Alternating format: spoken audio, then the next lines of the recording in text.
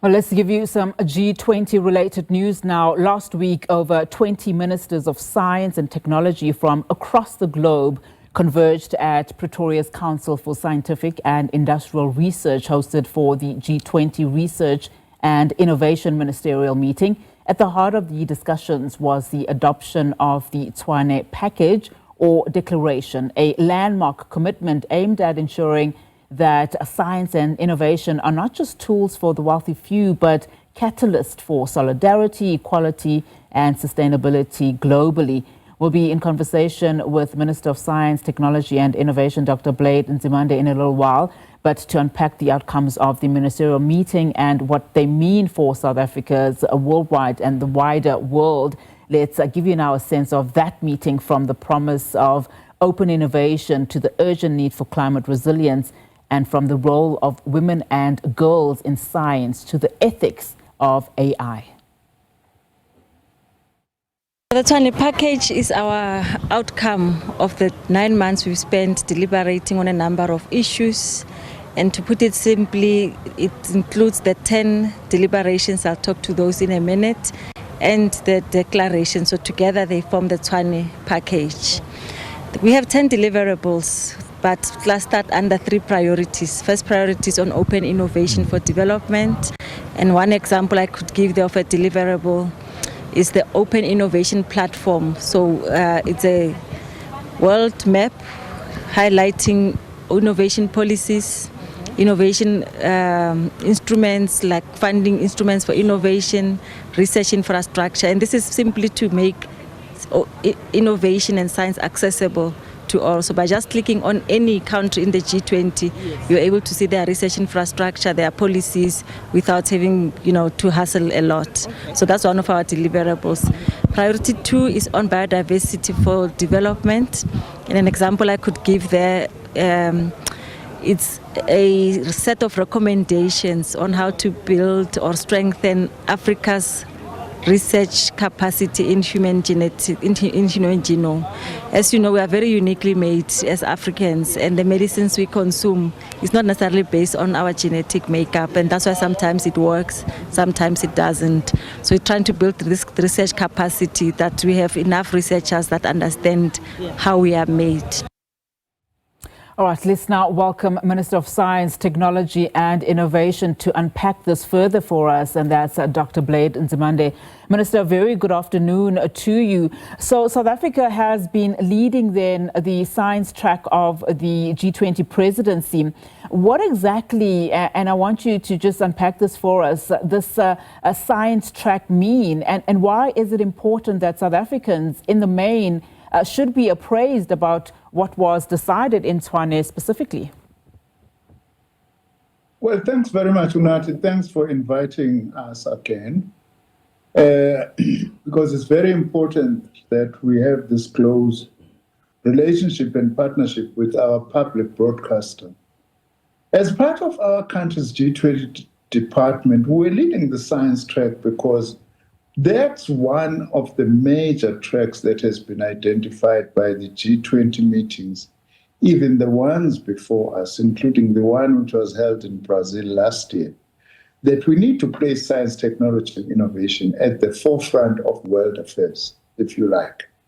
For instance, one of the most immediate challenges that we are faced with now is that of climate change. Climate change is one of our major focus areas for our decadal plan, our 10-year plan, 2022 to 2032, of our science, technology, and innovation commitments, because the world is faced with this challenge, which we can't run away from now.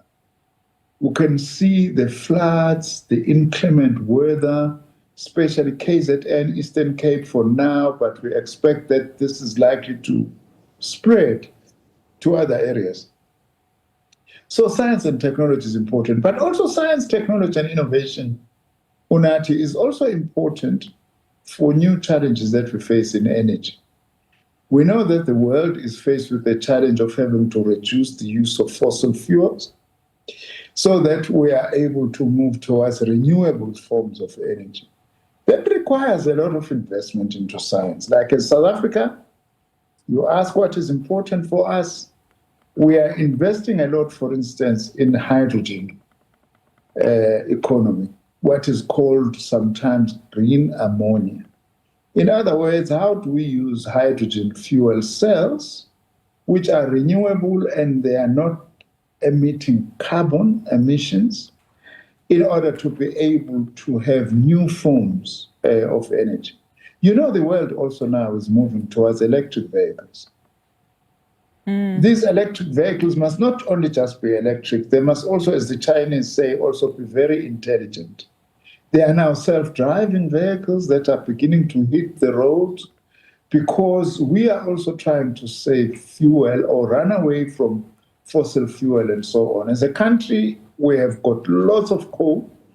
We are told that we've got coal reserves up to 300 years.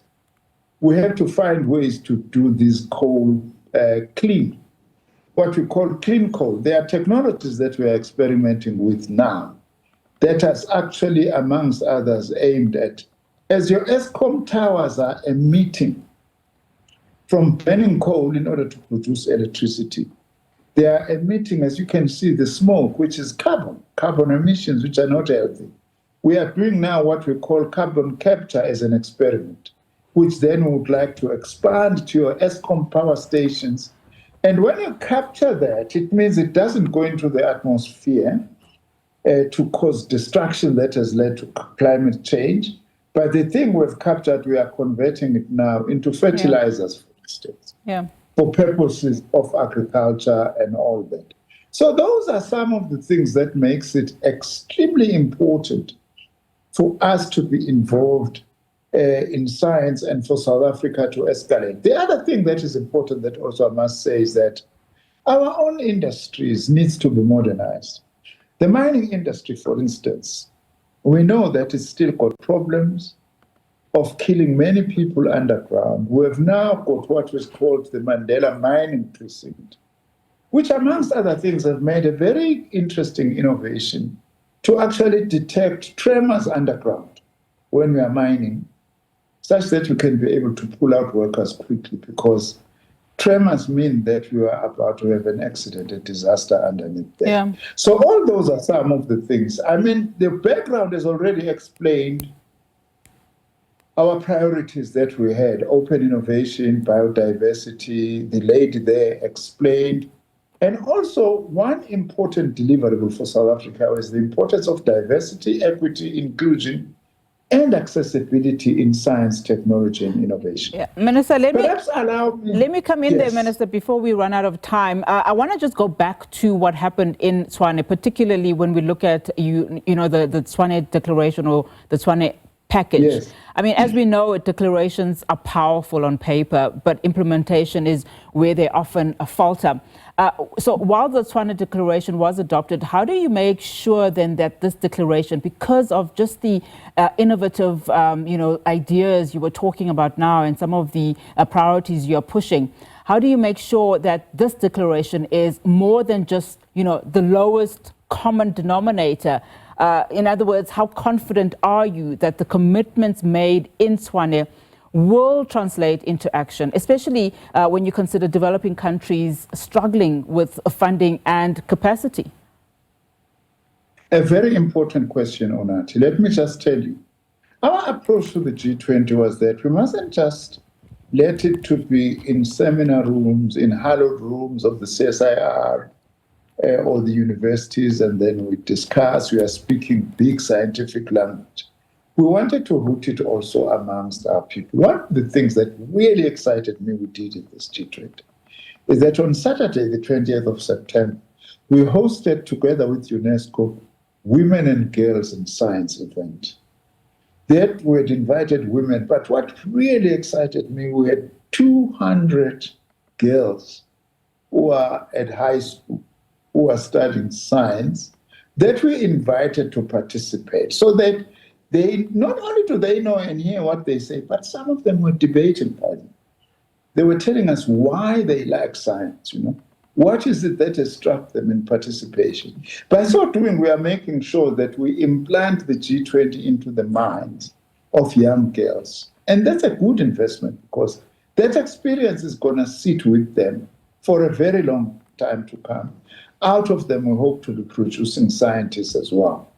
We also hosted on the 21st of September, Chief Science Advisors Roundtable, which are key advisors coming from more than 30 ministries from around the world to sit down and share what does it mean to advise in science. But most importantly, how do we ensure that advice leads to sustainable activities in science and technology? The other big thing that I did on Wednesday, Unati, was to take the 30 ministers to the square kilometer array. I wish to invite you one day in just outside Carnarvon in the Northern Cape, just to see those big dishes which are actually antennas that are actually at night quietly listening to what is happening in our deep skies, about our stars, about our planets, and all that.